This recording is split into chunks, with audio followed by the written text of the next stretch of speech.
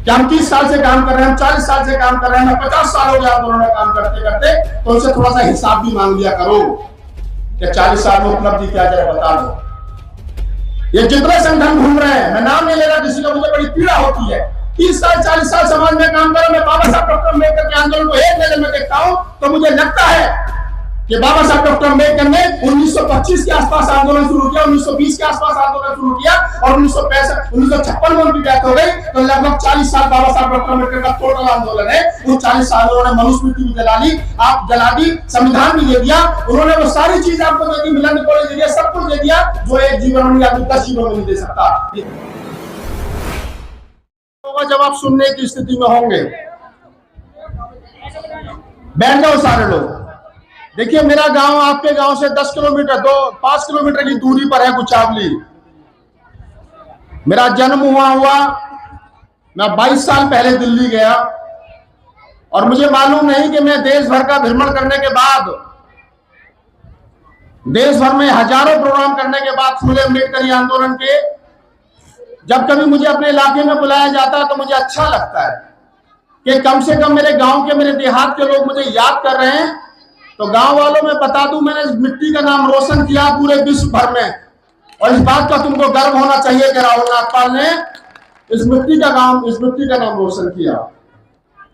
सलंगमा में मैं 5 वर्ष की उम्र से आता हूं। बाबा ब्रह्म सिंह हो, नाहर सिंह हो, कुलवंत सिंह हो, वीरेंद्र सिंह हो, दरवाजी, मैं तमाम साथियों को जानता हूं, तमाम लोगों को जानता हूं। मैं अपनी बात शुरू करूं और अब आप सुनने की मुद्रा में आ चुके हैं। मैं एक बात कहना चाहता हूं, महिला शक्ति भारी तादाद में बैठी है, वो सुन ले, और जो लोग आगे बैठे हैं वो पीछे खड़े, वो भी आगे आ जाए। मैं 10-15 मिनट बोलूंगा, इससे ज्यादा नहीं बोलूंगा, और अगर आप सुनेंगे तो ज्यादा बोलूंगा, नहीं सुनेंगे तो बंद भी कर दूंगा, मुझे कोई दिक्कत नहीं है। आप YouTube पे मेरे 2000 से ज्यादा वीडियो पड़े, सुन सकते हैं। सबसे पहले आज इस सलंगमा गांव में जो बुद्ध धर्म की एक तरीके से मैं कहूं कि स्थापना हुई है, भाई कमल सिंह पौध जी के माध्यम से, उनके पूरे साथियों के माध्यम से, मैं उनको साधुवाद करता हूं, धन्यवाद करता हूं। उन्होंने मुझसे संपर्क किया और मुझे हरियाणा वगैरह का समझते थे। मैंने बताया कि कहां प्रोग्राम है, बोले सर सलंगमा गांव में। तो मैंने यहाँ के 50 लोगों के नाम बताए, तब उनको पता चला मैं भी यही कहूं। ये अच्छी बात है। 120 वर्ष पहले इस गांव में मुझे लगता है कि सिख ही आई थी। जो सिख धर्म को मानने वाले लोग हैं, जो नानक को मानने वाले लोग हैं, जो इस पंथ को मानने वाले लोग हैं, उन्हें मालूम होगा कि लगभग 120 वर्ष पहले सलंगमा गांव में सिक्खी आई। 120 वर्ष के बाद में बुद्ध धर्म का इस धरती से उदय हो रहा है, और मुझे लग रहा है कि मेरा पूर्वा बढ़ रहा है। या नानक की विचारधारा भी रहेगी या बुद्ध की विचारधारा भी रहेगी। मेरे पुरखे ने कहा, हमारे कवि पुरखे ने कहा कि नानक रैदास और कबीरा एक विचार और अलग शरीरा। अरे हम एक वाणी के, एक पुरखे के लोग हैं। अगर 120 वर्ष पहले सिक्खी आई और आज यहाँ पर भगवान बुद्ध की इतनी बड़ी प्रतिमा का अनावरण हुआ है, तो ये हमारे लिए गर्व की बात है कि हम लोग अपने पुरखों की विचारधारा में धीरे धीरे करके वापस आ रहे हैं। बहुत सारी बातें पूर्व के वक्ताओं ने कही, मेरे बाद में जो वक्ता यहाँ बोलेंगे वो भी अपनी बात कहेंगे। गायक मंडली, गायक गायन करने वाले लोग, तमाम लोगों ने अपनी बातें रखी। मेरा उद्देश्य सिर्फ इतना है कि अगर मैं यहाँ चल करके आया हूं और मुझे आप लोगों ने ससम्मान बुलाया है, तो मैं कुछ एक बातें आपको ऐसी जरूर बता करके जाऊं जो कम से कम आप ये कह सकें कि राहुल नागपाल जी को कभी टीवी पर सुनते थे, यूट्यूब पर सुनते थे, उससे कुछ नई बात बता करके वो सलंगमा गांव में गया जो आपके काम आए। सलंगमा वालों, आपको मालूम नहीं है आपने कितना बड़ा काम कर दिया है। आपको एहसास नहीं है कमल सिंह पौध के नेतृत्व में इस गांव के अंदर कितना बड़ा काम हो गया है। जब इस मुल्क की सरकारें, जब इस मुल्क पर रूल करने वाले लोग, जब इस प्रदेश पर रूल करने, राज करने वाले लोग इस प्रदेश को, इस पूरे भारत को हिंदू राष्ट्र बनाने का काम कर रहे हो और युद्ध स्तर पर काम कर रहे हो और उनके बीच में आप बुद्ध को स्थापित कर देते हो, तो आप समझ सकते हो आपने कितना बड़ा काम किया है। शायद बहुत कम लोगों को इस बात का एहसास होगा, लेकिन मैं बता दूं आपको कि ये एक मील का पत्थर साबित कर दिया है। इस वर्तमान समय में जो सरकारें इस देश के ऊपर रूल कर रही है, जो राज कर रही है, वो चाहे मोदी हो चाहे योगी हो, मैं नाम लेके बोलता हूं, उनको ये मालूम है कि अगर उनके हिंदू राष्ट्र के बीच में अगर कोई वादा है तो वो डॉक्टर अंबेडकर और भगवान बुद्ध और उनकी 22 प्रतिज्ञा उनके हिंदू राष्ट्र के बीच में वादा है। बुद्ध, कबीर, नानक, रैदास, फूले का जो विचार है, जो फूले अंबेडकर आंदोलन है, वो उनके हिंदू राष्ट्र के बीच का विरोध है, वो उनका वादा है और ये वादा हमको बनाए रखनी है। मैं ये बात कहना चाहता हूं। अभी मुझसे पूर्व के वक्ता बोल रहे थे, बहुत सारी बातें हुई, यहां से बहन जी को तलवारों के बीच में निकाला गया। जो आंदोलन राजनीतिक रूप से हमारे पुरखों ने शुरू किया था, आज हम राजनीतिक रूप से पिछड़े हैं और मैं भरे मन से कहता हूं उसके लिए कोई दूसरा जिम्मेदार नहीं, हम खुद जिम्मेदार हैं, क्योंकि हमने वो तैयारी नहीं की जो दूसरे लोगों ने तैयारी की, इसलिए हम राजनीतिक रूप से पिछड़े और आज हम यहाँ खड़े हैं, इस मुकाम पर खड़े हैं। इस मिट्टी को कहा जाता है, इस बात को कहा जाता है कि ये जो गंगा जमुना तहजीब है, ये एक ऐसी तहजीब है जहाँ हिंदू भी मोहब्बत से रहता है, मुसलमान भी रहता है, सिख भी रहता है, बौद्ध भी रहता है, जैन भी रहता है, तमाम लोग मोहब्बत से रहते हैं। मैंने नहीं सुना यहाँ कभी किसी का हिंदू धर्म के नाम पर या बौद्ध धर्म के नाम पर या सिख धर्म के नाम पर या इस्लाम के नाम पर कभी कोई दंगा हुआ हो। लेकिन आप देखिए कि पिछले 8 साल में जो दंगे यहाँ पर हुए हैं, चाहे वो दिल्ली का दंगा हो, चाहे कहीं और दंगा हो, चाहे किसी की दाढ़ी पकड़ करके ये कहवाया जा रहा हो या बोल जय श्री राम, और चाहे ये कहवाने की कोशिश की जा रही हो कि कोई दलित आदमी मंदिर में घुस गया तो उसकी पिटाई हुई हो, तो ये पिछले 8 सालों में ताकतें बढ़ी हैं। इन ताकतों को खास करने के लिए आपको तैयार रहना चाहिए 2024 के लिए। धार्मिक विरासतें उन लोगों की जिंदा रहती हैं, धार्मिक विरासतें उन लोगों की जिंदा रहती है जिनकी राजनीतिक ताकत में होती है, जो लोग रूल में होते हैं। अगर इस उत्तर प्रदेश के अंदर दलित प्रेरणा स्थल बना, डॉक्टर अंबेडकर पार्क बना, तो वो इसलिए बना कि इस उत्तर प्रदेश की 4 बार मुख्यमंत्री एक दलित की बेटी बनी, तो इसलिए बना। आप योगी जी से उनकी मरम्मत की उम्मीद नहीं कर सकते हो, आप मोदी जी से कोई उम्मीद नहीं कर सकते हो। तो मैं कहना चाहता हूं आप तमाम साथियों को कि आप इस बात को करिए कि आप उस दौर में जी रहे हैं कि जहां आप मील का पत्थर स्थापित कर रहे हैं और आप मनुवादियों के बंदूक की नोक पर है। मेरे ऊपर 17 मुकदमे हैं देश भर में, सिर्फ इसी काम को करने के। राहुल नागपाल सच बोलता है, नागपुर में बोल गया तो मुकदमा हो गया, गोरखपुर में भाषण दे दिया तो मुकदमा हो गया। बात मुकदमों से डरने की नहीं है, बात यह है कि वर्तमान समय में तमाम पत्रकार साथी मुझसे पूछते हैं कि राहुल नागपाल वर्तमान समय में ऐसा कौन सा काम है जो किया जाए जिससे कि इस देश के अंदर बाबा साहब डॉक्टर अम्बेडकर को जीवित रखा जा सके, बुद्ध को, कबीर को, नानक को, रैदास को जीवित रखा जा सके। तो मैं कहता हूं इस देश के अंदर घर घर तक फूले अम्बेडकर आंदोलन को पहुंचा दो।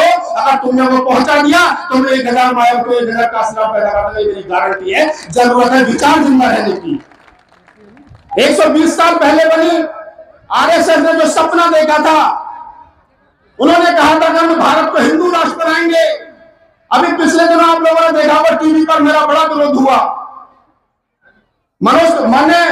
नरेंद्र मोदी जी ने किताब का विमोचन किया जिसमें उन्होंने किताब का नाम लिखा अम्बेडकर एंड मोदी। इंग्लिश में वो किताब थी, विज्ञान भवन में उसका विमोचन हुआ, राष्ट्रपति जी ने उसका विमोचन किया, द्रौपदी मुर्मू ने, मेरे पास उसका कार्ड था, लेकिन मैंने जब कार्ड पढ़ा तो मैं उसमें गया नहीं। अगले दिन सांसद मनोज तिवारी का मेरे पास फोन आया, उन्होंने कहा राहुल जी कल आप पहुंचे नहीं, आज हिंदी में विमोचन है, आपको आना पड़ेगा, आप मेरे मित्र हैं, आप मेरे दोस्त हैं। तो मैंने उनको कहा कि आऊंगा, लेकिन उस मंच पर बीजेपी का झंडा, बीजेपी का बैनर नहीं होना चाहिए, बाबा साहब की फोटो होनी चाहिए। मैं आऊंगा। मैं गया वहां, वो भाषण यूट्यूब पर पड़ा, वो सुनना जाकर के। ताकत होनी चाहिए बोलने की और कहने की, अपनी बात कहने की। अगर आप अम्बेडकरवादी हो, अगर आप फूलेवादी हो, अब आप बुद्धवादी हो, तो आप में वो हिम्मत आएगी कि आपको अपनी बात कैसे कहनी है। मैंने मनोज तिवारी से कहा कि जब आपके पुरखों के हाथ में कलम थी तो आपने लिखा ब्राह्मण, क्षत्रिय, वैश्य, शूद्र, अछूत, और जब मेरे पुरखे के हाथ में कलम आई तो उसने लिखा पहली लाइन में we the people of India. ये मेरे पुरखे की ताकत थी। भारतीय संविधान के प्रियम्बल का पहली लाइन, हम भारत के लोग, ये जो लाइन है ना जो बाबा साहब डॉक्टर अम्बेडकर ने लिखी, अरे जिस बाबा साहब डॉक्टर अम्बेडकर को मनुवादियों ने स्कूल में नहीं जाने दिया, मंदिर में नहीं जाने दिया, कुएं पे पानी नहीं पीने दिया, तमाम तरीके की प्रताड़ना बाबा साहब डॉक्टर अम्बेडकर को दी। उस बाबा साहब डॉक्टर अम्बेडकर के हाथ में जब कलम आई तो वो चाहते तो बदला ले सकते थे और ऐसा ले सकते थे कि नानी याद आ जाती मनुवादियों की, लेकिन उन्होंने बदला नहीं लिया। उन्होंने बदला नहीं लिया। उन्होंने पहली लाइन में लिखा, we the people of India, हम भारत के लोग, हम भारत के लोग इस भारत को भारत बनाएंगे। हिंदू, मुस्लिम, सिख, ईसाई, बौद्ध, जैन, जितने भी लोग हैं, जितने भी धर्म और पंथ को मानने वाले लोग हैं, उनको अपनी बात कहने और बोलने की स्वतंत्रता भारत का संविधान देता है। जब बाबा साहब डॉक्टर अम्बेडकर का संविधान इस भारत को भारत बनाए रखने की ताकत देता है, तो ये कौन से नालायक लोग हैं, ये कौन से लोग हैं जो कहते हैं कि भारत को एक रंग में रंग देंगे? ये कौन से नालायक लोग हैं जो ये कहते हैं कि भारत को हिंदू राष्ट्र बनाएंगे? तुम्हारे बाप की बापौती है क्या? ये हिंदू राष्ट्र बनाने का सपना जो तुम्हारा है, ये भारत को 5 रुपए की पुड़िया है क्या जिसको अपनी मर्जी से मोड़ लोगे? अरे नहीं हो सकता। और इनको मालूम है कर्मकांडियों को, इन्होंने रैदास का हिंदुईकरण किया लेकिन नानक का नहीं कर पाए। इन्होंने रैदास का हिंदुईकरण किया लेकिन कबीर का नहीं कर पाए। इन्होंने रैदास का हिंदुईकरण किया लेकिन बुद्ध का नहीं कर पाए। और तो और इन्होंने पूरी ताकत लगा दी मनुवादियों ने, ये बाबा साहब डॉक्टर अम्बेडकर का हिंदुईकरण नहीं कर पाए आज तक। क्यों? क्योंकि बाबा साहब डॉक्टर अम्बेडकर जानते थे कि मेरा समाज इतना भोला है, मेरा समाज इतना सीधा है, इतना सज्जन है, उसे मालूम है कि उसको कोई कैसे भी अपने तरीके से मोड़ देगा। तो उन्होंने बौद्ध धर्म स्वीकार करने से एक दिन पहले श्याम होटल में बैठ करके जो 22 प्रतिज्ञाएं दी, वो इनके गले की हड्डी आज तक बनी हुई है और वो हड्डी इनको उगलने नहीं जा रही है और निकलने जा रही है। बाबा साहब ने कहे, दिल्ली में हमारा मंत्री, हमारा दोस्त, हमारे आंदोलन का साथी राज्यपाल गौतम 22 प्रतिज्ञा दोहरा देता तो उसको इस्तीफा देना पड़ता है। अरे मोदी सरकार तो लिख करके छाप करके 22 बोलियों में बाबा साहब को में बेच रही है। एक तरफ मोदी सरकार बाबा साहब की 22 प्रतिज्ञाओं को बेच करके पैसा कमा रही है और दूसरी तरफ 22 प्रतिज्ञा दोहराने वालों पर मुकदमा कर रही है। तो ये सोच को मनुवादी को करना क्या है कि 22 प्रतिज्ञा को बेच करके पैसा कमाना है या 22 प्रतिज्ञा को वैन करना है? वैन कर नहीं सकते, इनकी औकात नहीं है, लेकिन विरोध कर सकते हैं ये लोग। और इस बात से आपको सावधान रहना पड़ेगा, इस बात को आपको जानना पड़ेगा, इस बात को आपको मानना पड़ेगा कि ये तरह तरह के प्रगंडा बना करके, तरह तरह की बात बना करके आपको विचलित करने का काम करेंगे। आपको सावधान रहना है, आपको एक मुक्त रहना है। मैं अपनी बात कंप्लीट करूं उससे पहले मैं एक की दो चीज और आप लोगों के साथ साझा कर लेता हूं। मैं कवि आदमी हूं, साहित्यकार हूं, वर्तमान में पत्रकारिता करता हूं। देश भर में 1000 से ज्यादा प्रोग्राम किए, पार्लियामेंट में 10 बार खड़े होकर कविताएं पढ़ी। जब पत्रकारिता नहीं तो बेस्ट पत्रकारिता का अवार्ड मुझे मिला। मैं ये बात आपको इसलिए बता रहा हूं कि जो भी काम करना बाबा साहब डॉक्टर अम्बेडकर को ध्यान में रख करके करना, तरक्की आपके कदम चूमेगी, किसी देवी देवता के पैर छूने की आपको जरूरत नहीं है। मेरे दादा कितना खतरनाक था, घनश्याम दास, दुनिया जानती है, सलमा के लोग जानते हैं। मेरा बाप भी डॉक्टरी करता था, रमेश चंद। मैं आज पूरे देश में जाकर दूसरी काम को आगे बढ़ा रहा हूं। मैंने कभी किसी, मेरी 3 पीढ़ियों में कभी किसी ने देवी देवता को नहीं बोला। मेरे बाप की शादी 70 में बौद्ध धर्म से हुई थी। आज भी राहुल नागपाल है, ये मेरे पुरखों की मेहरबानी, किसी देवी देवता की मेहरबानी नहीं है, ये मेरे पुरखों की मेहरबानी है। जो साथी यहाँ आए हैं मैं सबका धन्यवाद करता हूँ। और कमल सिंह गौर जी, मैं आपको कह रहा हूँ, आपने इतना सुंदर बुद्धियार बनाया, अच्छी बात है। यहाँ एक लाइब्रेरी बनाइए, बच्चों को बाबा साहब डॉक्टर अम्बेडकर की फ्री ऑफ कॉस्ट बांटिए किताब और उनको पढ़ने का मौका दीजिए। क्योंकि बाबा साहब डॉक्टर अम्बेडकर की कोटेशन है कि मैं मूर्ति में नहीं हूँ, मैं किताबों में हूँ। बाबा साहब की मूर्ति पर ताला, बाबा साहब की किताबों पर ताला और मूर्ति पर माला, जो मोदी सरकार कर रही है, अगर ये भी हम काम करेंगे तो हम बाबा साहब के विचार को आगे नहीं बढ़ा सकते। और मैं सिर्फ एक बात और कहना चाहता हूँ आप तमाम लोगों से, आपने इतना सुंदर बुद्धियार बनाया, उसके लिए आपको लिए बहुत बहुत साधुवाद। ये जो दीवार खाली मुझे दिख रही है ना, अगली बार जब मैं कभी आऊं, किसी इलाके में प्रोग्राम करने के लिए आऊं, अभी मैं 10 दिन के बाद बदायूं जाऊंगा, तो मैं निकल के जाऊंगा, यहाँ से मुझे दिखना चाहिए कि दीवारों पर तमाम पुरखों की फोटो होनी चाहिए, वह कबीर होने चाहिए, नानक होने चाहिए, रैदास होने चाहिए, बुद्ध और हमारे सारे जो महापुरुष वो होने चाहिए, ताकि हमको कभी कोई आए तो पता चले कि साझा विरासत है। अगर बुद्ध हमारा दादा है तो बाबा साहब डॉक्टर अम्बेडकर, कबीर, नानक, रैदास हमारे बाप है और हम उसकी कुल के लोग हैं।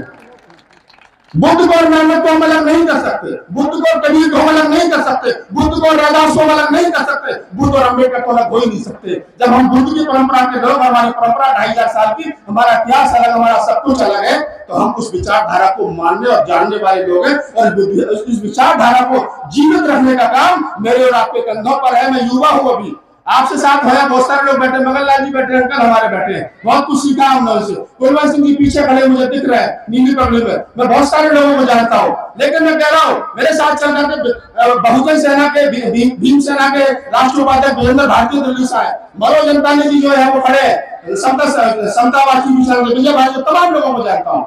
मैं कह रहा हूँ कि विचारधारा को जीवित रखना, अगर इस देश के अंदर फूले अम्बेडकरी विचार जिंदा रहा तो दुनिया की कोई ताकत इस देश को हिंदू राष्ट्र नहीं बना सकती। मेरी गारंटी लिख ले इस बात को आपको खुले मन से। एक छोटी सी कहानी बता करके आपसे स्थान लेता हूं। मैं बाबा साहब, एक कहानी है, काल्पनिक है, लेकिन कहानी से बहुत सारी चीजें समझ में आसानी से आ जाती है।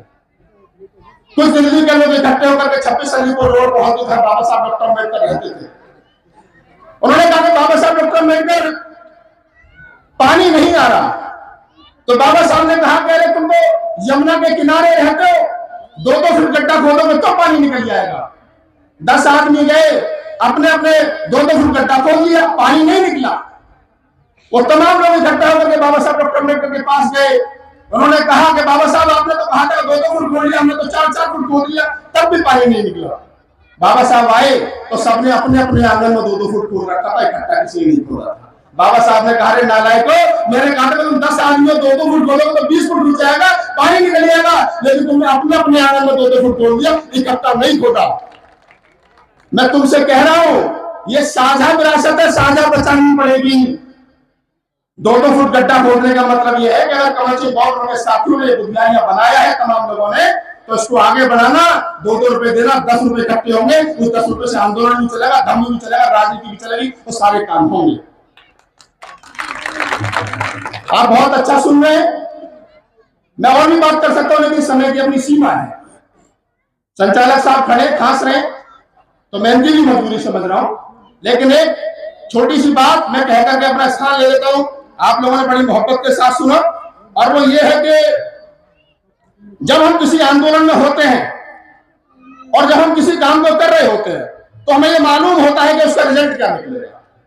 मैं जब भीम आर्मी का राष्ट्रीय प्रवक्ता होता था, रात में टीवी पर बोलता था उनके लिए जाकर के, आंदोलन हुआ, देश के अंदर एक आंदोलन बना, बेहतर बन सकता था, लेकिन लोगों को थोड़ा सा परखना शुरू कर दीजिए। आपके आसपास जितने लोग घूम रहे हैं, वो किस भेष में है, क्या है, वो क्या कर रहे हैं। आपके आसपास ऐसे बहुत सारे लोग होंगे जो ये कहेंगे कि हम 30 साल से काम कर रहे हैं, हम 40 साल से काम कर रहे हैं, 50 साल हो गए आंदोलन में काम करते करते, तो उनसे थोड़ा सा हिसाब भी मांग लिया करो कि 40 साल में उपलब्धि क्या जरा बता दो।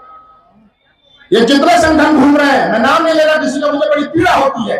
30 साल 40 साल समाज में काम करो, मैं बाबा साहब डॉक्टर अम्बेडकर के आंदोलन को एक नजर में देखता हूं, तो मुझे लगता है कि बाबा साहब डॉक्टर अम्बेडकर ने 1925 के आसपास आंदोलन शुरू किया, 1920 के आसपास आंदोलन शुरू किया, और 1956 में उनकी डेथ हो गई, तो लगभग 40 साल बाबा साहब डॉक्टर अम्बेडकर का टोटल आंदोलन है। उन 40 साल उन्होंने मनुस्मृति भी जला दी, आप जला दी, संविधान भी दे दिया, उन्होंने वो सारी चीज आपको दे दी, मिलन कॉलेज दे दिया, सब कुछ दे दिया, जो एक जीवन में आपको 10 जीवन में नहीं दे सकता। ये 40 साल और 50 साल गाने वाले लोग हैं, इनसे पूछे कि तुमने कभी प्राइवेट स्कूल बनाया है? नहीं बनाया। चंदा लेकर के घर चलाने वाले लोगों से सावधान रहना, और इनसे हिसाब जरूर मांगना, मेरी गारंटी है इनके पास कुछ है नहीं काम। इन लोगों को नंगा करने की जरूरत है, जो समाज को सबसे ज्यादा खोखला इन लोगों ने किया है। आप तमाम लोग यहाँ आए, आपका बहुत बहुत धन्यवाद, बहुत बहुत साधुवाद। एक शेर आप लोगों के लिए पढ़ देता हूं कि ना झूठे रिश्ते रखते हैं, ना झूठी शान रखते हैं, ना झूठे रिश्ते रखते हैं, ना झूठी शान रखते हैं, दीवाने भीम के हैं, हम अलग पहचान रखते हैं, अलग पहचान रखते हैं। मैं नागपुर में खड़ा था, 20 तारीख को मेरा भाषण था, नागपुर में पत्रकारिता पर 1 घंटे का मेरा स्पीच था। मैंने वहां एक बात कही, लोगों ने, मैंने कहा मैंने सुना है आरएसएस का कार्यालय, इसी बात पर मुकदमा कर दिया मनुवादियों ने मेरे को। मैंने कहा आरएसएस का कार्यालय क्या, हमें आवाज वहां तक जानी चाहिए। 10,000 लोगों की भीड़ थी। मैंने कहा, लोगों ने कहा कि हम में और मनुवादियों में पहचान क्या है। कुलवंत सिंह जी नीली पगड़ी पहन कर खड़े, तो मुझे ये शेर इसलिए याद आ गया कि नीले रंग से हमारा एक अलग रिश्ता है। नीले गुब्बारे आप लोगों ने लगा रखे हैं। आपने कोई देखा संगी सुबह को जाते हुए खाकी रंग का कच्छा पहन करके जाती हुई देखा ना। आजकल तो धारी पैंट आ गई है उनके पास में। मैंने शेर कहा था, शेर पर मुकदमा हो गया। मैंने कहा कि हम नीली निक्कर वाले हैं, ये खाकी निक्कर वाले हैं। हम नीली निक्कर वाले हैं, ये खाकी निक्कर वाले हैं। हम बाबा साहब के बेटे हैं, ये बाबा साहब के साले। बस इतना फर्क बोलना पड़ेगा। जो लोग जिंदा होते, जिंदा लोगों की पहचान है बोलना। मुर्दे कभी बोला नहीं करते। और अगर मुकदमों से डरोगे वर्तमान दौर में तो क्या होगा यार। राहुल नागपाल मर जाएगा, कम से कम इस देश के करोड़ों लोग जो राहुल नागपाल को फॉलो करते हैं वो ये तो कहेंगे अरे था यार 40 साल की उम्र में कुछ कर पे गया, 60 साल की 70 साल की जिंदगी का क्या करना है। आप लोगों ने मोहब्बत से सुना, इसके लिए बहुत बहुत धन्यवाद, बहुत बहुत साधुवाद। जय भीम, नमो बुद्धाय, जय भूमिवासी।